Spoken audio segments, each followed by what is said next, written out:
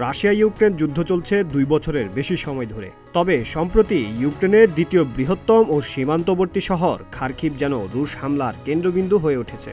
গেল কয়েকদিন ধরেই এখানে হামলা জোরদার করেছে পুতিন বাহিনী।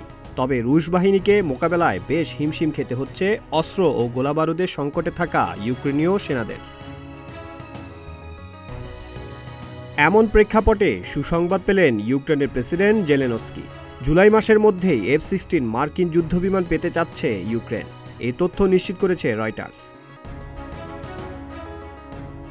বিশ্লেষকরা বলছেন, চলমান এই যুদ্ধের মধ্যেই রাশিয়া প্রতিরক্ষা ব্যবস্থা বেশ শক্তিশালী করেছে। কাজেই F-16 যুদ্ধবিমান ইউক্রেন শেষ পর্যন্ত পেলেও রণক্ষেত্রে দেশটির ভাগ্য রাতারাতি পাল্টে যাবে এমনটাও নাও হতে পারে।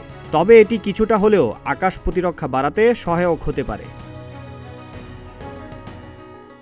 এদিকে ইউক্রেনে যুদ্ধাপরাধ ও মানবতাবিরোধী অপরাধের দায়ে সাবেক রুশ প্রতিরক্ষামন্ত্রী সের্গেই শোইগু এবং দেশটির সামরিক বাহিনীর chief of general staff Valery গেরাসিমভের বিরুদ্ধে গ্রেপ্তারি পরোয়ানা জারি করেছে আন্তর্জাতিক অপরাধ আদালত। 25 জুন এ তথ্য নিশ্চিত করেছে আল জাজিরা।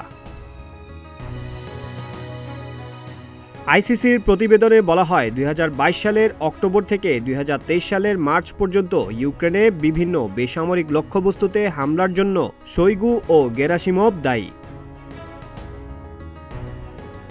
এরপরই ইউক্রেনের প্রেসিডেন্ট ভলোদিমির জেলেনস্কি বলেন, এসব হামলার পরিকল্পনা ও বাস্তবায়নের সঙ্গে জড়িত সব অপরাধীদের অবশ্যই জানা উচিত, ন্যায় বিচার একদিন করা হবেই, আর আমরা আশা করি তাদের কারাগারে দেখতে পাব।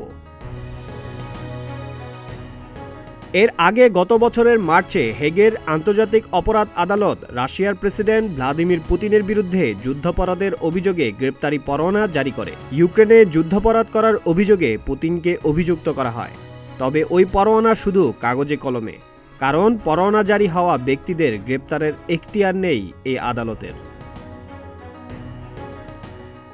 আইসিসির এমন সিদ্ধান্তকে নিরাপত্তার প্রতি অসম্মান বলে আখ্যায়িত করেছেন রাশিয়ান নিরাপত্তা পরিষদের ডেপুটি চেয়ারম্যান দিমিত্রি মেদভেদেভ। তিনি আরও বলেন, নিরাপত্তার প্রতি অসম্মান তাদের যুদ্ধের দিকে পদক্ষেপ নিতে বাধ্য করতে পারে।